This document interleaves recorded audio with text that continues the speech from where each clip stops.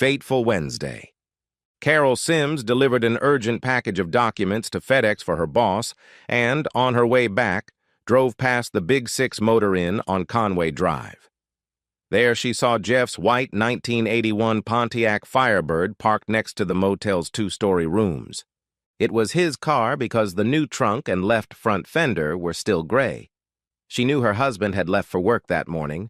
She had heard him leave, and wondered why the car was still there at 11:30 a.m. Surprise turned to alarm, then fear, when she saw a tall, familiar, attractive blonde open the passenger door and slide gracefully into the seat. "Damn!" Carol screamed and slammed on the brakes. The driver behind her also slammed on the brakes and honked his horn, which only increased Carol's fear. It was too late to pull into a parking lot. She was in the left lane, and a steady stream of cars was rushing past her in the inside lane. Shaking with fear and growing anger, she pressed down on the gas pedal, swerved into the right lane, and sped toward the traffic light at the intersection of Conway and Main. She was going to turn right on Main, drive 1 block, and turn right on 6th. Halfway there, Carol turned into an alley and straight into the Big Six parking lot.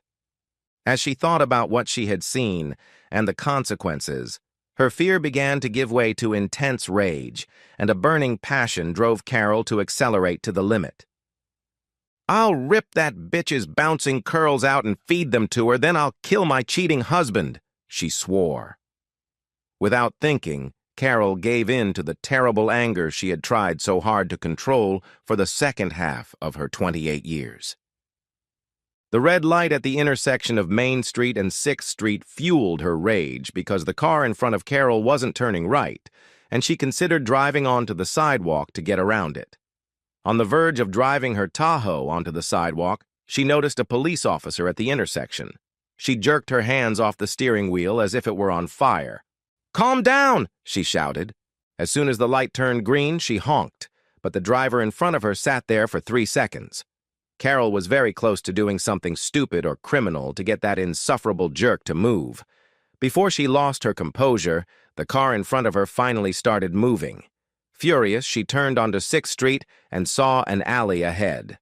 The sign read, "Big Six Motor Inn Parking." The large SUV turned sharply and sped down the alley, through the rear parking lot, and into the parking lot across from Conway's. "That bastard parked right! He's gone!" She stopped behind an empty space and slammed her hands on the steering wheel in despair. "I'm sorry, you traitor, you bastard!" she shouted and hit the steering wheel. Even through the closed windows, a woman standing a few meters away glanced in her direction and then turned away, as if ashamed of the upset brunette. Carol was shaking so badly that it took her 3 attempts to press the right button on the speakerphone display and get through to Jeff. "Answer me, you bastard!" she hissed, clenching her teeth. "Carol, I can't talk. Meeting," Jeff whispered and hung up. "Ah!" she screamed. "You can't do this to me!" The next call went to voicemail. She wrote, "Call me now, or there will be consequences." Half a minute later, Jeff replied, "Meeting, like every Wednesday." She tried to call again, but Jeff had put his phone on airplane mode. Carol spent the next 10 minutes driving around the Big Six parking lot looking for Jeff's classic car. She knew he was lying. There was no other option. He was gone. The more helpless Carol felt, the more her emotions merged into a furious, burning rage. She felt nauseous and began to cry with anger and disappointment. Finally, determined to get revenge, she hissed, "Payback! I want payback!" "Fine, Jeffrey, you traitor and bastard. You want to play this game? I'll find your blonde bimbo and outbid you," she growled. Who? Who can I fuck to make him feel like shit?" she wondered. And then she had an idea. Carol giggled maliciously. Still trembling with rage, Carol called her friend Candace. After she had half-explained her anger and interrupted Candace's inevitable 20 questions, Carol demanded the phone number. Candace happily agreed. After Candace told her what to ask Brett, Carol promised, "I'll tell you everything later, Candy." "You better wah. It took her a few minutes to collect her thoughts, but she never once doubted what she was about to do. Taking a deep breath, she dialed his number. After 2 rings, Brett Green's warm voice came through the speakers of the Tahoe. "Well, well, if it isn't Carol Crawford," he said, using her maiden name. In Brett's mind, the married woman was not married. "Have you finally decided to find out what your hot nature has been missing all these years?" A little surprised that he recognized her, Carol exhaled, trying to control her voice. Anger always made her voice shrill. "So, to answer your question, I'm curious." It came out in a hoarse alto. "It took you long enough, baby. It's been 6 years since you left the market, but I know you haven't been getting much use," he smirked. Carol ignored Jeff's sharp sarcasm. "Same old liar," Carol smirked. "Candy asked me to ask you about your new hobby." "Yeah, my boring brother says I drink too much and hang out too much. He says I need a hobby." Brett grinned. "So I found myself a hobby. I call it the love hobby, and I love sharing it with girls like you." Carol rolled her eyes, but at that moment, Brett was a means to an end. Her boiling anger overcame her remorse. Normally, Carol wouldn't have paid any attention to Brett Green, a typical egocentric, eternal student playboy. "How did you know it was me?" she asked. "Telepathic connection, baby." Hearing Carol's annoyed snort, he confessed, "Candace texted me." Brett and Carol had met in middle school and attended high school together, but they had never dated. Through mutual friends and in everyday life, they occasionally ran into each other. Brett was still trying to get her interested. To him, any girl with an X chromosome was fair game. Carol never took him seriously and paid little attention to his advances. However, the women who slept with him said that Brett was fun and pleasant to talk to. They liked his enthusiasm and uncompromising approach. Despite his behavior, he was a generous lover. Someone called him skinny as a needle, and the nickname stuck. While it wasn't meant as an insult, it wasn't exactly a compliment either. "Sex with Brett is like bungee jumping," her friend Candace once remarked. "Try it once, but be careful. The thrill is intense, but it doesn't last long enough for your heart to recover. The good news is that you'll never fall in love with him." Knowing this, Carol decided that Brett was perfect for her. Later, when she sat down to talk to Jeff, they would be even. The realization that she would cause him as much pain as he had caused her was strangely comforting. "Let's do it right now." "Where, Brett?" she asked. To her surprise, she felt a strange tingling sensation. "Hey, sunshine. Slow down. Where's the romance, girl? Let's enjoy this," Brett teased. "I'm not just a piece of hot meat to you, am I, baby? Do you want to sleep with me or not?" she asked sharply. Okay. "Calm down," Brett said soothingly. "Where are you?" "Near 6th and Conway. I can get a room at the Big Six," she said. Then Carol had an idea that made her laugh. "Yeah, let's meet there as soon as possible. I'll send you the room number." Revenge. At the front desk of the Big Six motel, Carol asked, "Can I have the key to my husband's room?" A strange electric current ran through her body. Carol took out her driver's license and handed it to the clerk. "Jeffrey Ryan Sims, same address." Never one for planning and blinded by rage, she didn't even think about what would happen if she dragged Brett into a room with Jeff and his blonde bimbo. For Carol, at that moment, life was cause and effect. The clerk frowned and looked at the computer monitor. She grimaced, typed something, looked at the screen again and studied Carol's driver's license once more. She typed something, frowned, and shook her head. "Mrs. Sims?" she asked, returning the license. "There's no Jeffrey, Jeff J, or J.R. Sims here. I even checked the last name Ryan. Maybe he's registered to a company?" She knew her husband wasn't that stupid. She decided the number must be registered to this bimbo. Feeling strangely relieved, Carol said, "No, but I'll take the number, just in case." She desperately wanted to know where the hell her husband was sleeping with this bimbo. Carol thought about listening at the doors to find the bastard. However, with the noise of traffic and people everywhere, she risked getting into trouble for the slim chance of discovering his love nest. Most likely, since his car was gone, he was at another motel, but something about that didn't make sense. It hurt to think about all the possibilities, and the futility of her actions made her furious again. "Okay, Mrs. Simulations. Check out tomorrow at 11 o'clock, said the clerk, handing her the key card and receipt. He pointed to the left. Room 547 is in the West Wing, on the first floor facing 6th Street. Back in her Tahoe, Carol texted, Room 547, bring condoms, or you'll just watch me watch TV. Brett replied, Oh, you won't get the full thrill of a love affair, but it's your cat. I can still pet him. Carol called her boss, Marge Jenkins, and said she had a fever and a stomachache. I got really sick at the FedEx office, she lied. No one would have questioned her, as Emily Sparks had left work with the same diagnosis. Yes, you didn't seem like yourself when you left here, Carol. Get some rest and feel better, Marge said in a concerned voice. Carol drove across the street to the wine shop and bought a pint of rye whiskey and a liter of soda.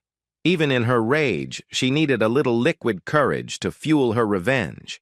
After all, she told herself, it wouldn't be revenge if it wasn't fun.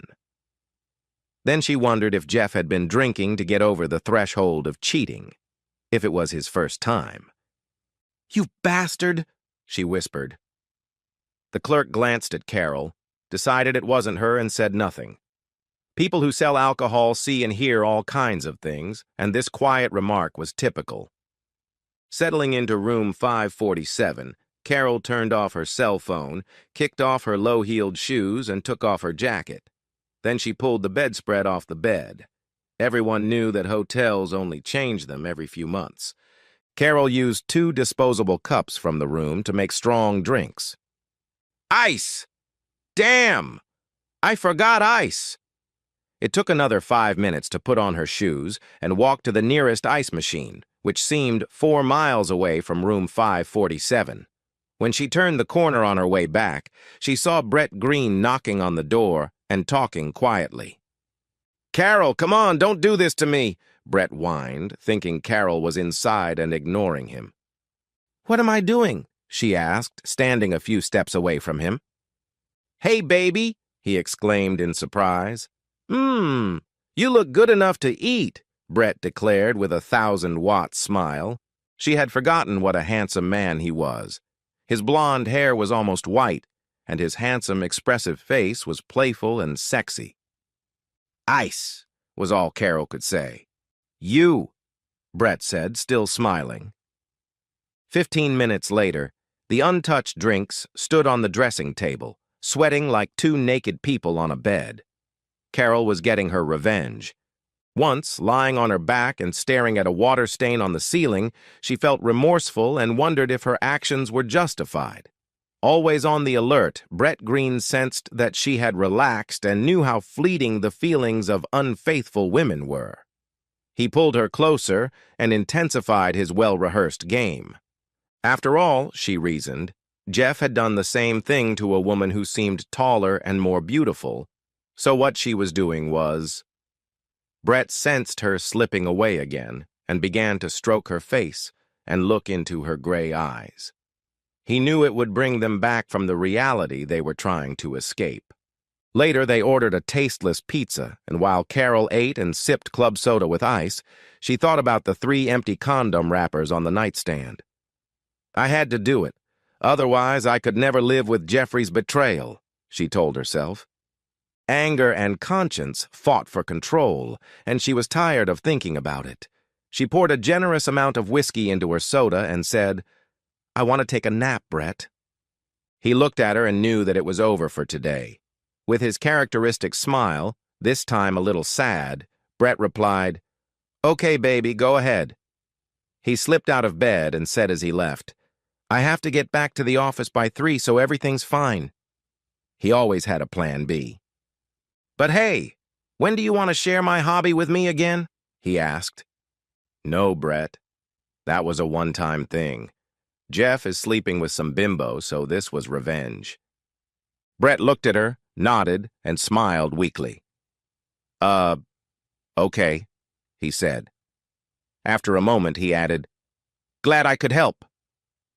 Hoping to calm down and relax, Carol drank her drink in one gulp. Lying in the semi-darkness, she was annoyed by the dampness of the bed. Carol rolled over until she found a dry spot on the edge. She watched him through half-closed eyelids. Brett washed and combed his hair, smiling at her in the mirror. He really is a jerk, she thought. He was good in bed, but devoid of feelings and emotions.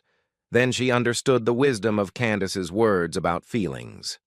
The alcohol finally relaxed her, and she closed her eyes. Brett left shortly after, without saying a word. Carol was still boiling with pain and anger when she fell asleep, and she had never felt so alone. At 3:51 a.m., a loud truck woke Carol from her restless sleep.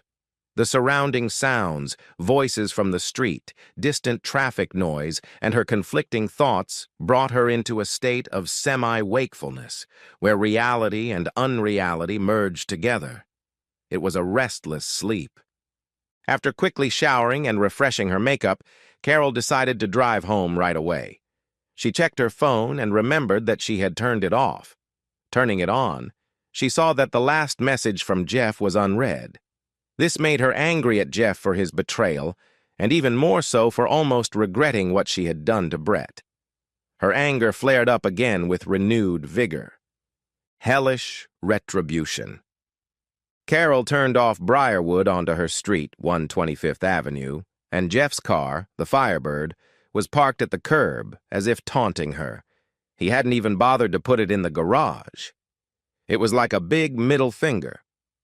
All the emotions she had felt when she saw that blonde bitch stick her ass in his precious Firebird came flooding back. "Yeah, rub it in, yeah," she shouted. "I'll take that damn car in the divorce and sell it for scrap." It made her laugh. When she entered the house, Jeff came out of the kitchen into the hallway. He was in his work clothes, no tie or jacket, with his sleeves rolled up. He was wearing her big plaid apron and a big smile. "Hi, honey. Want some ribs from Quentin's? I got 2 dozen on my way home," he said, "with all the sides, including sweet potato pie. That hypocritical bastard bought my favorite ribs and sides after he cheated on me." White-hot rage boiled up and burst out. Like an overheated kettle without a safety valve, she exploded. The look on Carol's face wiped the smile off Jeff's face. "What's going on?" he gasped. Carol threw her briefcase at him and screamed, "How dare you, you traitor, you piece of shit! I saw you! Damn you! I saw that blonde bitch get into that piece of junk that's now in my driveway. And you had the nerve, the absolute nerve, to come here with a smile on your face and tell me you bought my favorite dinner." Jeff stared wide-eyed, his handsome face filled with panic and confusion. "Honey, I don't understand. What are you—" "This morning I was at FedEx around 11, and on my way back I drove past Big Six on Conway. There. She pointed over her shoulder at the driveway. "That piece of junk was parked near the rooms, and that tall blonde bimbo was getting into the front seat. Don't deny it. You couldn't have missed that car."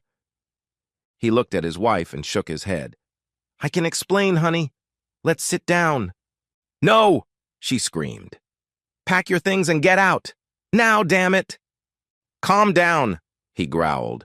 "I was in a meeting from 8:30 until almost 1, and then we all went to Baker's for lunch. You know that." "You're a cheat and a liar," she interrupted. "But you're not the only one who got a mistress today. No, I went to that same damn motel and slept with Brett Green." Jeff looked as if he had been shot. He even staggered. "No, Carol, you didn't do that. Please, no." He gasped and gasped. She moved closer. "Join the club, asshole. Now you know how I felt." His tall frame slumped. Completely stunned, Jeff continued to shake his head and stumble backward. "Run, you bastard!" Carol taunted. She followed him into a small alcove off the main living room. Now get your stuff and get out. I won't beat your cheating ass if you behave yourself. You slept with that bitch? Jeff's voice was trembling and quiet, but full of rage. Carol wanted to laugh at how similar his reaction was to her own. When he pulled several sheets of paper out of his briefcase, she spat, "Like a punch in the gut, huh?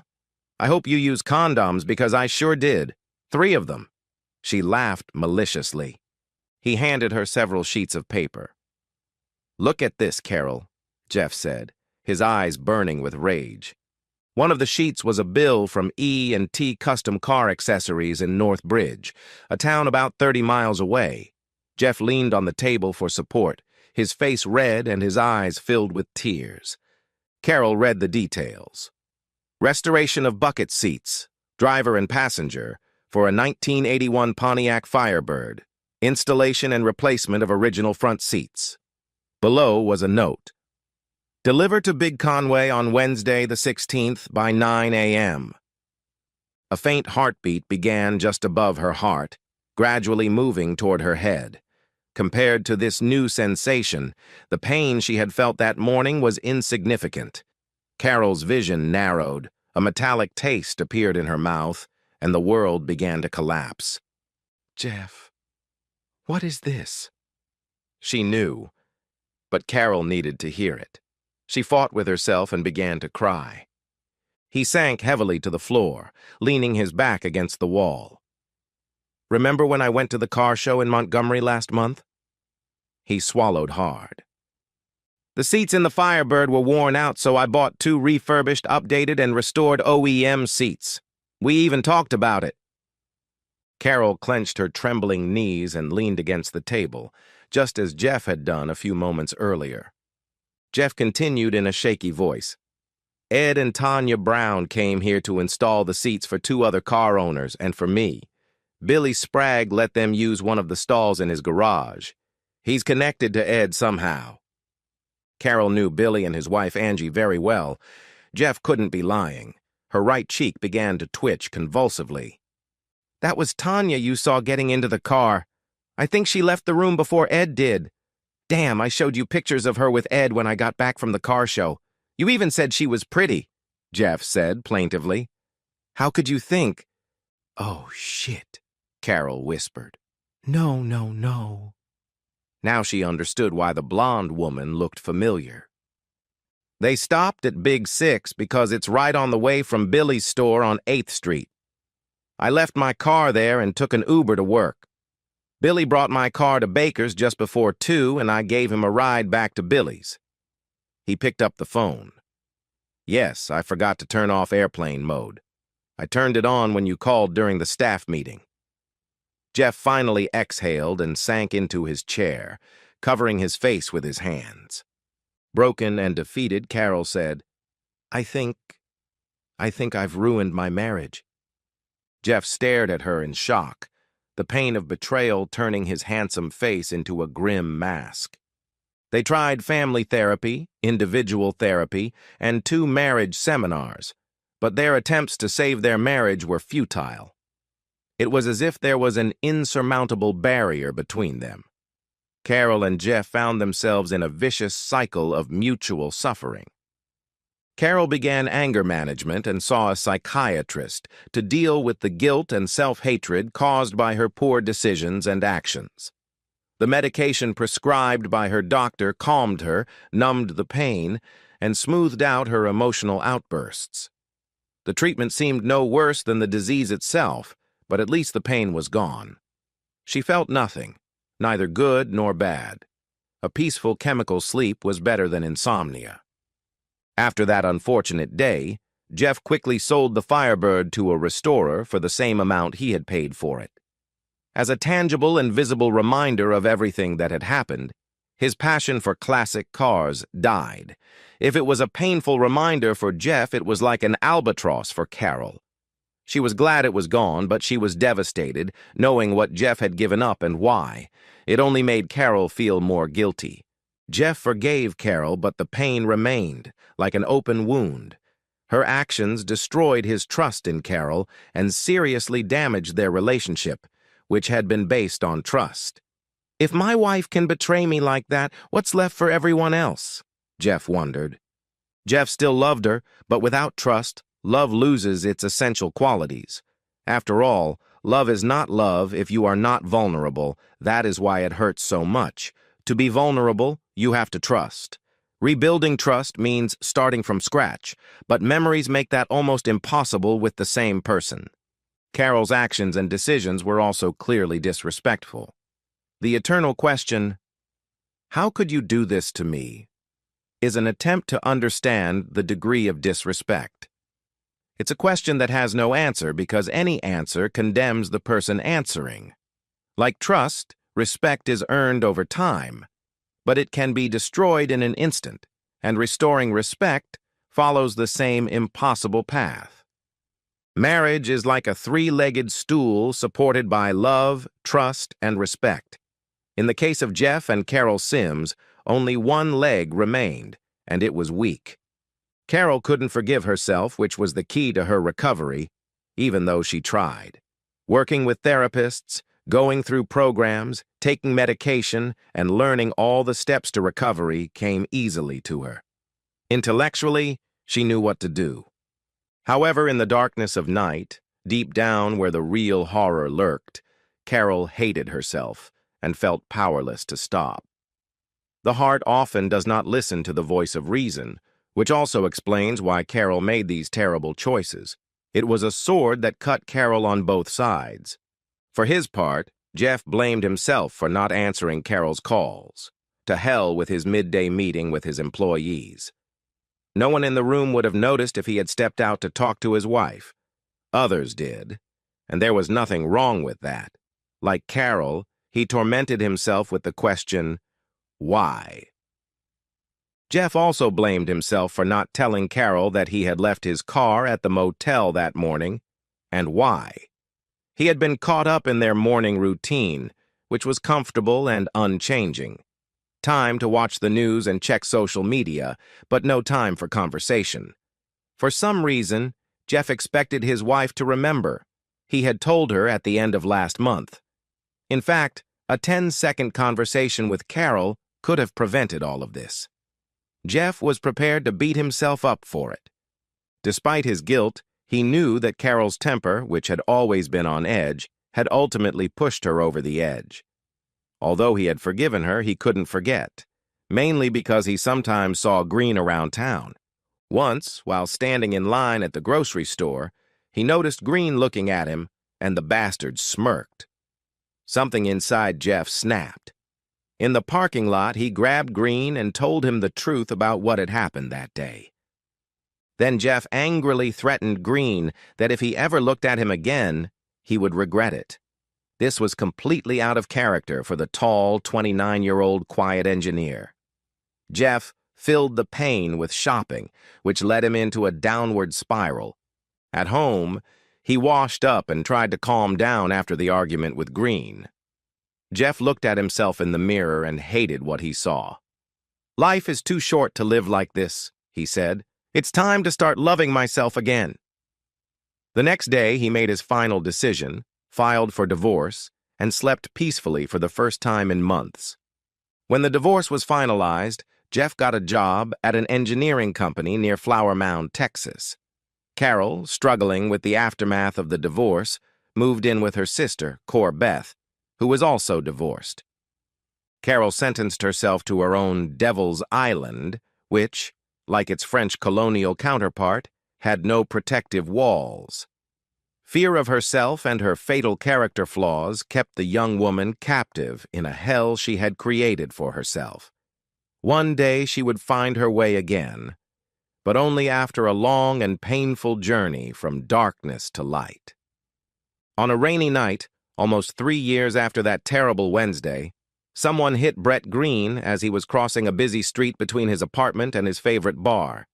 It was a major street with a speed limit of 45 miles per hour, which almost no one obeyed. On the wet asphalt, Brett Green became a statistic in American crime. The stolen car used in the murder was found abandoned at the airport in a dark corner of a private, inexpensive parking lot outside the airport. No, it wasn't the Firebird, and there was less DNA in that car than there is on the moon. A few days later, when the police narrowed down their long list of suspects to Jeffrey Ryan Sims, they learned that he was on his honeymoon on a cruise ship far out in the Gulf of Mexico. What's more, Jeff's wedding day was the day Brett Green met his fate. At the moment of the fatal collision, Jeff and his new wife were somewhere in the sky between Dallas Love Field and Houston Hobby airports. Sometimes justice is not only blind, but also has a twisted sense of humor.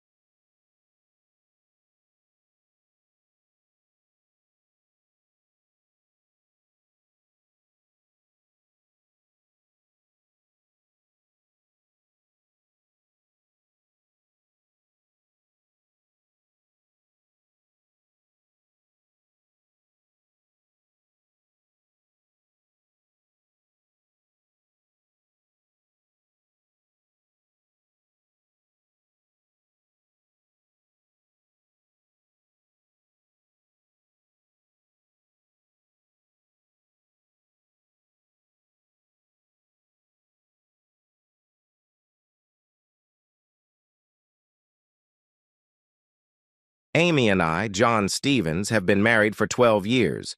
She is 38, I am 43. Amy had been divorced for 2 years when we met. We dated for about a year, and then got married in a quiet civil ceremony before a justice of the peace. The only guest was Nicole, her daughter, who was 5 at the time. Amy's ex-husband, Ron, a truck driver, whom she divorced after catching him with a female truck driver. After the divorce, he married that woman. They bought their own truck, and now they work together on long-haul routes. They come to our town about twice a year for a few days to see Nicole. He seems like a decent guy and never misses a child support payment. Nicole has told me that she likes his visits, but she considers me her father. Of course, being the stepfather of a lovely 17-year-old girl has its challenges. Although we usually get along pretty well, she is still a teenager and attracts a lot of attention from teenage boys.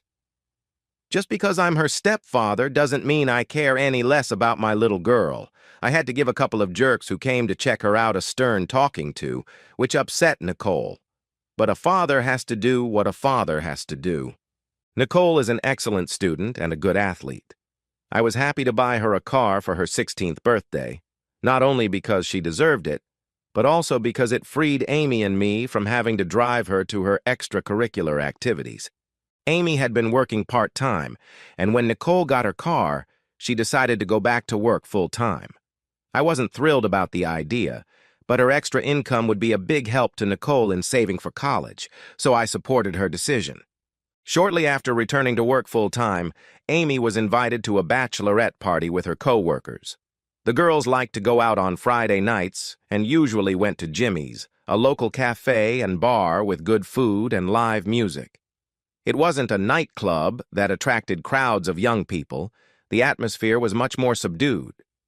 Amy and her 5 colleagues usually attracted the attention of the guys at Jimmy's. 2 of the girls were single, around 25 years old, beautiful, and they went out every Friday night. The other 3 were young married mothers of average appearance. At 38, Amy was the oldest of the ladies, but years of working out at the gym had kept her in as good shape as the 2 young beauties in her company. The 4 married women didn't go out every weekend, but they usually accompanied the younger girls once a month. Their evening usually consisted of light snacks and a couple of drinks. All the women were invited to dance, and the married ladies usually agreed to 1 or 2 dances per evening. The 4 moms rarely stayed past 10 and never past 11.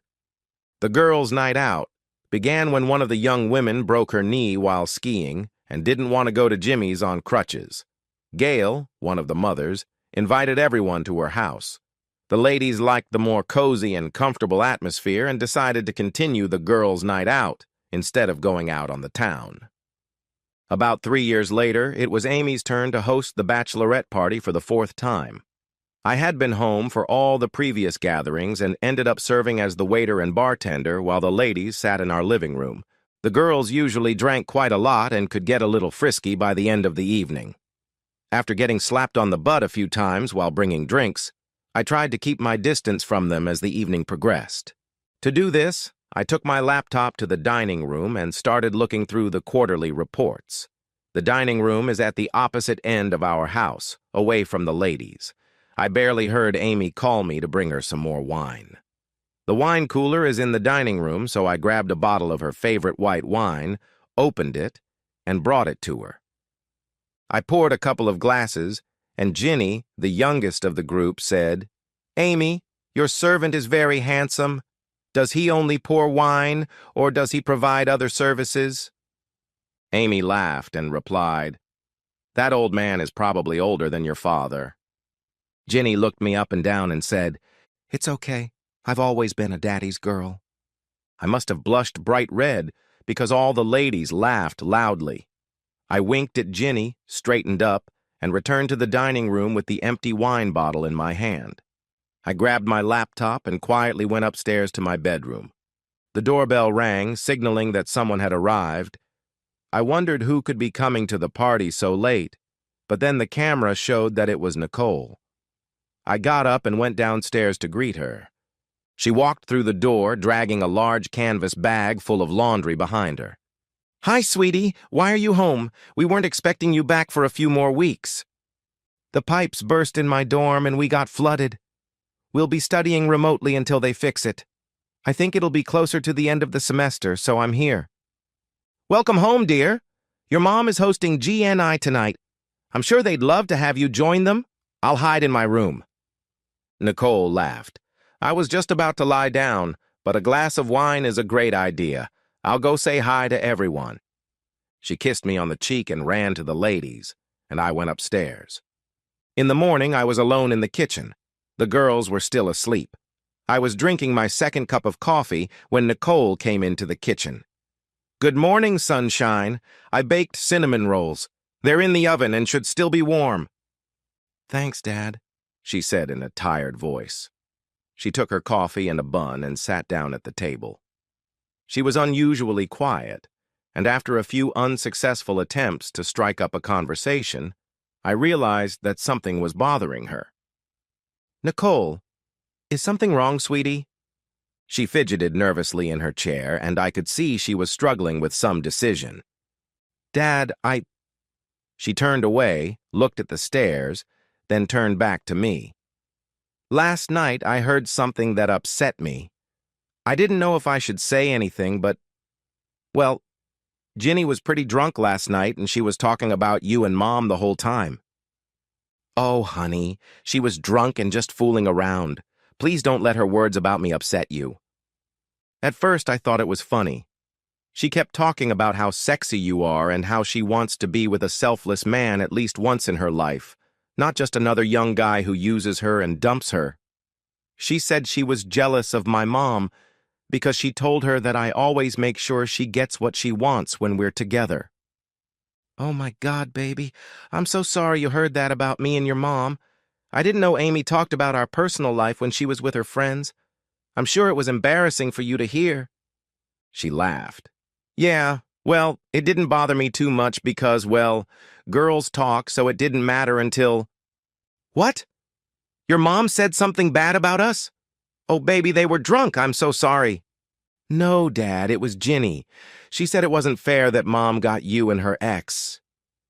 I fell silent. My brain was trying to process what Nicole had just said. "But Ron was years ago. Ginny doesn't know him. I mean, how could she?" "Dad, didn't Mom tell you? Ron sold his truck and now works as a dispatcher at Fleetside Logistics. He and Diane moved here a few months ago." I was stunned. No, she didn't say anything. But still, how does Ginny know Ron? Wasn't he at Amy's office? He must have come to see Amy, and she introduced him to Ginny as her ex. I don't know, Dad. Maybe it's the wine, but I thought Ginny was hinting at something. I just laughed along with everyone else, but it bothered me. Okay, honey, don't worry about it. I'm sure it's nothing. I'll talk to Amy. Want another muffin? I put another muffin on her plate and put the rest back in the oven. We chatted about school and how her remote classes were going. She said she would have to go back to the university to take her exams, but the rest of her classes would be online. Well, I have a lot of work to do in the yard today. Do you have any plans? I'm going to start the laundry, then call Heather and see what she's up to. Haven't seen her in a while. Oh, I remember Heather. An image of a sexy teenager pops into my head. I haven't seen her since you had that pool party. Dad, what's that smile about? Are you thinking about her white bikini? Busted. Well, she looked really cute in that swimsuit. Dad, don't be a pervert. She was only 18 then, and now she's 21. None of us look like schoolgirls anymore, she said and laughed. I finished mowing the lawn and went into the house to get a drink of water. Amy was sitting at the table sipping her coffee. She looked up when I entered the room. Did the mower wake you up? Yes, but I had to get up anyway. My goodness, I drank too much last night. I can't imagine how Ginny, Ellen, and Mary are today. I just nodded and finished my water. Well, I need to finish mowing the rest of the yard, I said, turning and walking out the back door. As I mowed, I thought about what Nicole had said and what it meant. It was strange that Amy hadn't mentioned that Ron was back in town and working only a mile from her office. Worse, he could have stopped by her office, maybe asked her out to lunch, and she hadn't told me. Obviously, I needed to talk to her about Ron and why she hadn't told me about their relationship. I finished and went into the house to take a much-needed shower. Amy was dressed and sitting in the living room sipping coffee. Her hair was still wet from her shower. Are you done mowing? Yes. Now I need to take a shower, I replied, climbing the stairs. After my shower, I opened the bathroom door and saw Amy sitting on one of the small chairs by our bedroom window. She had a magazine on her lap, which she closed when she looked up at me. As I walked out, I wrapped a towel around my waist and held it with one hand. I didn't pay any attention to her and walked over to the dresser. There's my handsome man. Do you need help drying off? 2 days ago, such a flirtatious invitation would have led to a quick fling, but today I responded with only a grunt. I threw down the towel and pulled on my boxers. Amy just stared at me as I put on a t-shirt and shorts. John, are you okay? Is something wrong? I studied her face from another chair. We have a problem. I think you're hiding something from me and I want to know what's going on. Amy's mouth opened like a fish, and she tried hard not to scream. It took her a few seconds to collect her thoughts. I'm hiding something? What do you mean? Nicole told me that Ron and Diane are back in town. She said that Ginny mentioned him last night, so she obviously saw him. Can you explain to me how your co-worker met your ex-husband? John, I thought I told you they were back. At least I thought I did. I mean, it doesn't matter if they're back or not, does it? It matters to me because you didn't tell me you saw Ron. It matters to me because you must have introduced him to Ginny and didn't bother to tell me you saw him. It matters to me because I think you didn't want me to know he was back, and I want to know why you didn't want me to know he was here.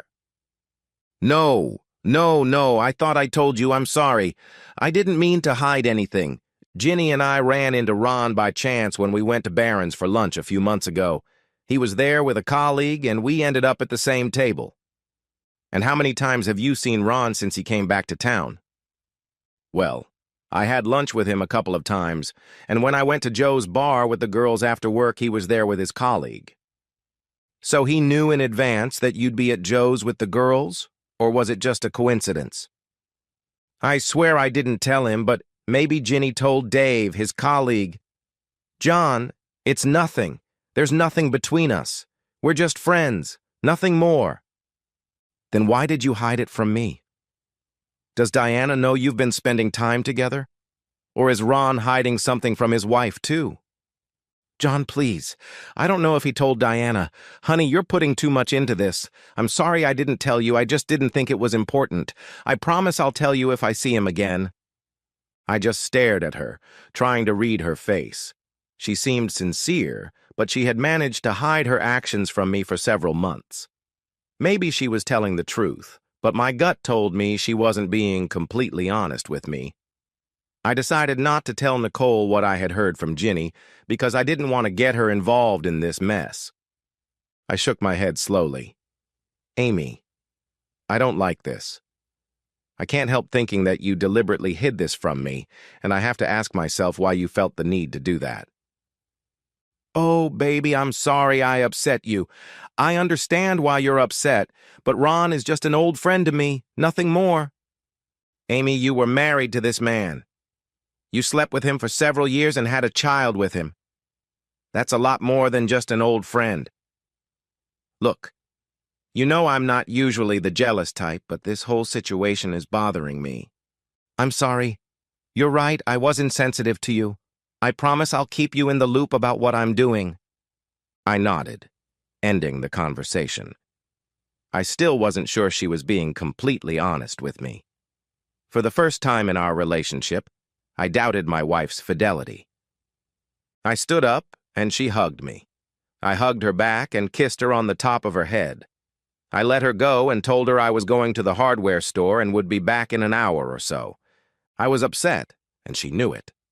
I had no proof that she had done anything more than she had admitted, but my questions made it clear to her that I now suspected her. I believed that this would make her rethink her actions. I was concerned about whether she would now make every effort to be completely honest with Ron, or would she become much more careful about hiding her relationship with her ex-husband. Things were a bit cold at home over the next week. I tried to act normal, but I'm not a great actor. Amy tried really hard to get me to relax and forget what she had done. She skipped after-work drinks with her co-workers and called me to suggest we meet at a quiet cafe near my office. We had a drink and dinner. She talked about work and asked about my latest project. The evening was quite pleasant, and when we got home, she pulled me into the bedroom. Amy was in the shower, and I was sitting in a chair drinking a beer when Nicole came downstairs. Judging by the noise, it sounds like you two are back to normal. I probably blushed a little when I laughed. I guess so. She's trying to keep me in the loop and seems to be avoiding secret meetings with Ron. She even skipped meeting her friends after work to have dinner with me. Hey, that's great. Maybe Ginny just got drunk and that's all. Dad, I know Mom loves you. We both do. Thanks, sweetheart. I love you too. Oh, by the way, I'm going to dinner at Ron and Diane's tomorrow night. Diane called me this morning. She said Ginny told her I was home. It seems Ginny is dating one of Ron's co-workers, and they were at Ron's house a couple of days ago. Oh? I seem to remember Amy saying something about Ginny and Ron's co-worker. I think she called him Dave or Dan, I'm not sure. Well, I guess I'll find out tomorrow because they're supposed to be there too. At that moment, Amy came down the stairs. Nicole smiled guiltily at her and said, Well, now that it's quiet upstairs, I'm going to go finish my homework. Amy laughed and replied, You have about 2 hours before I drag him back upstairs and start all over again. Oh my God, Mom! Too much information, Nicole shouted as she ran up the stairs. I smiled at Amy. I thought it was Dad's job to embarrass the kids. No, it's 2023. Moms can do that too, she said, laughing. A few days later, Nicole told me she had a good time with Ron and Diane. She said Dave told her she was a lot like her mom. He then explained that he had met Amy on the same day he met Ginny. It was when he and Ron had bumped into them at the Baron and ended up at the same table for lunch. Nicole said that Diane was a little surprised by this and remarked that she didn't know Ginny worked with her mom. I thought about what she had told me. At least his story matched what Amy had told me about her lunch with them. It was interesting that Ron might not have told Diane about meeting Amy. Why were they both trying to hide their chance encounter? Damn, old suspicions were creeping back into my head. My boss said I needed to go to Cleveland on Friday afternoon and attend a meeting at 3 p.m. at our regional office.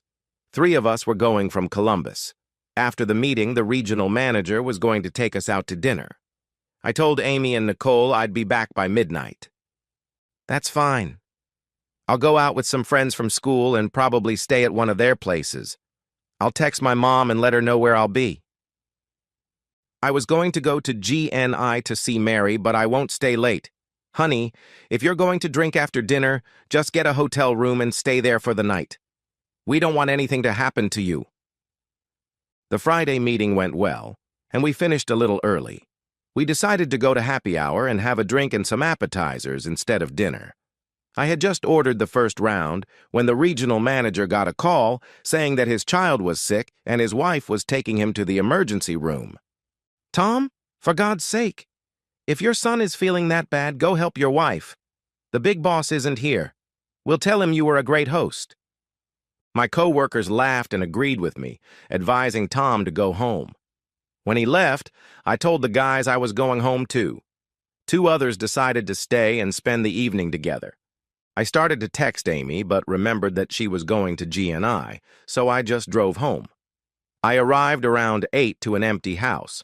I changed, settled on the couch to watch a movie and drink some Angel Envy rye. As I sat there, I heard a sound and realized it was coming from Amy's iPad. Her iPad was synced with her iPhone, so calls and messages appeared on both devices at the same time.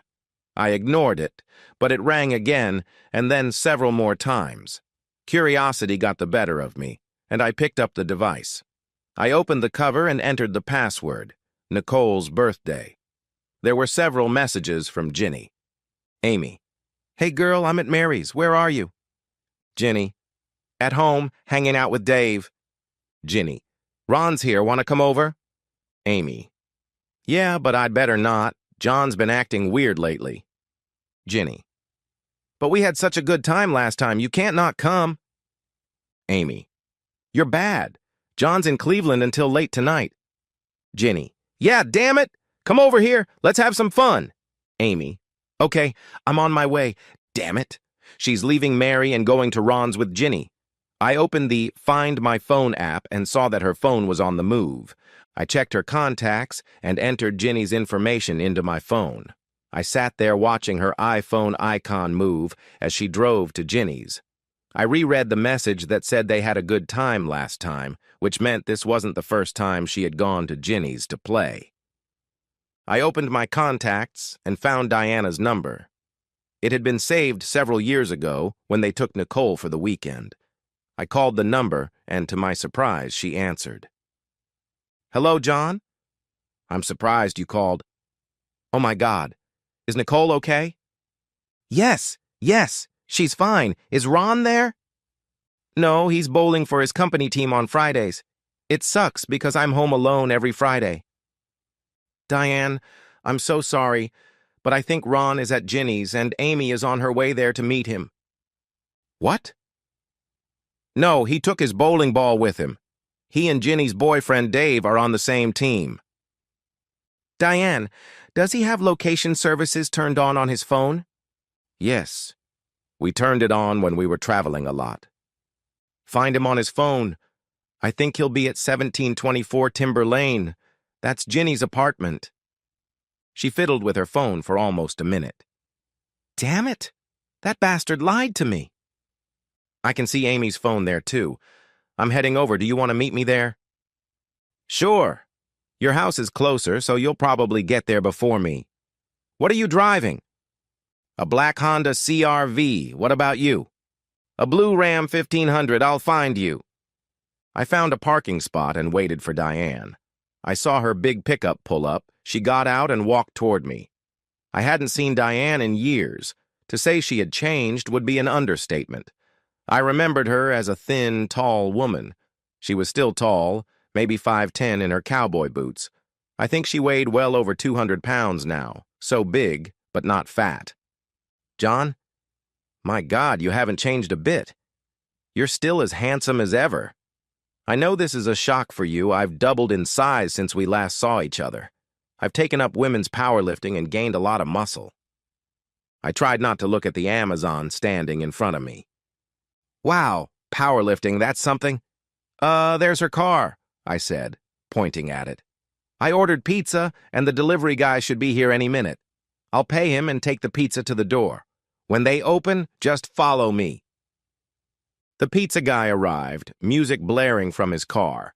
When he opened the door, a huge cloud of smoke billowed out. He opened the trunk, grabbed the bag, and was about to slam the trunk shut when I said, "Excuse me." The guy flinched and dropped the pizza. Damn. I waved a $50 bill at him. Dude, it's okay. The pizza was just a joke. Take it out of the bag. You can keep the change. Really? Thanks, man. He handed me the box and drove away. Diane followed me to the door. I crouched down, covering the box with another box, and rang the doorbell. The door opened, and there stood an unfamiliar guy in boxer shorts. We didn't order... That was all he got out before I pushed him aside and ran into the apartment, Diane following close behind.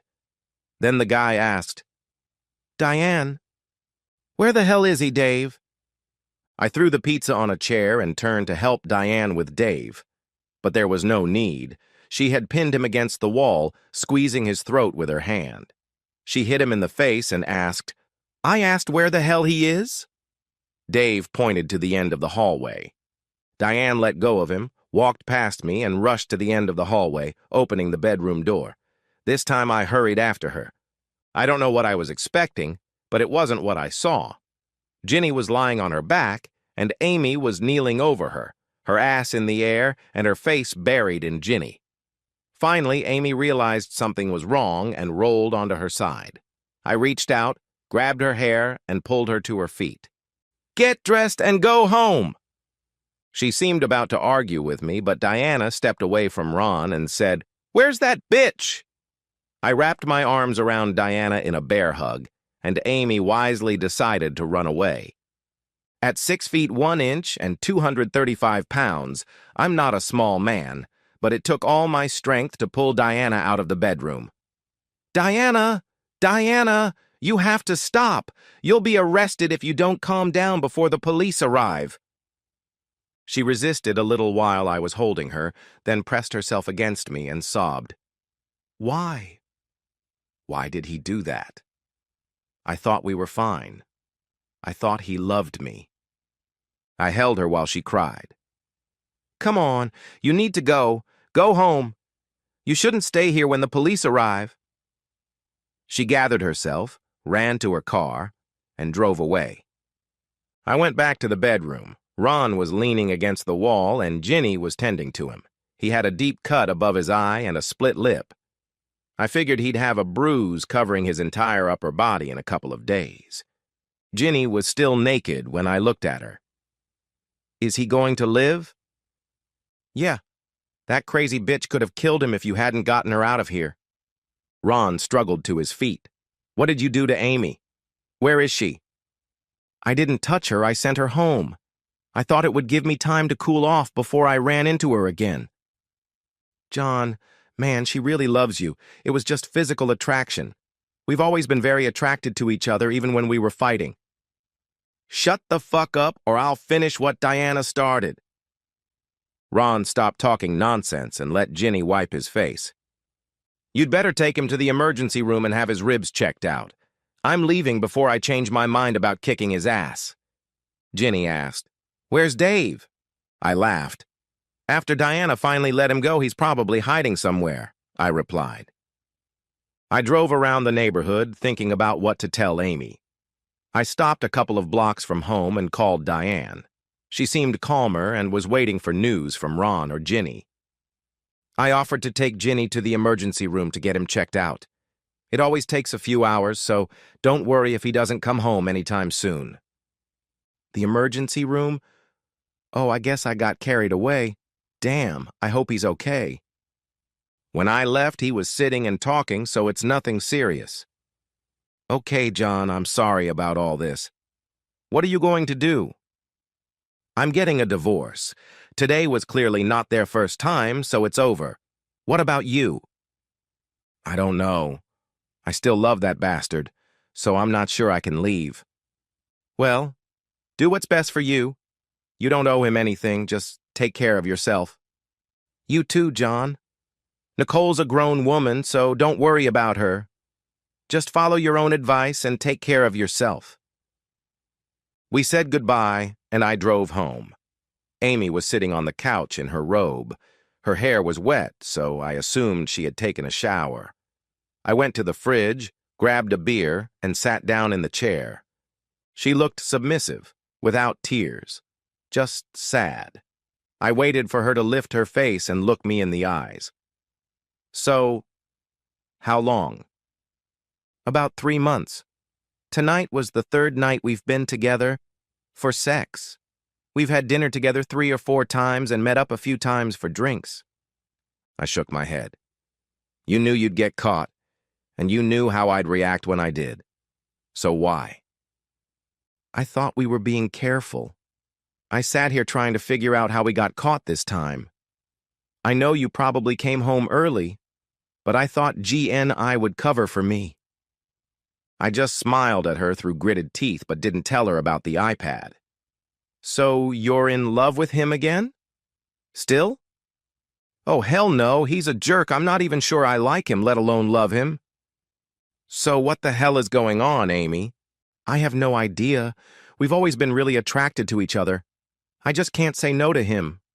I was doing pretty well keeping him at arm's length until Ginny came along. I've never been with a woman, and Ginny is bisexual. She and Ron seduced me the first time, and I was hooked. So now, you like threesomes? Why didn't you ask me about that? I think Ginny is very sexy. Ginny is just an addition. I love having sex with Ron. I always have. Why didn't you come to me and tell me how you felt instead of secretly meeting behind my back?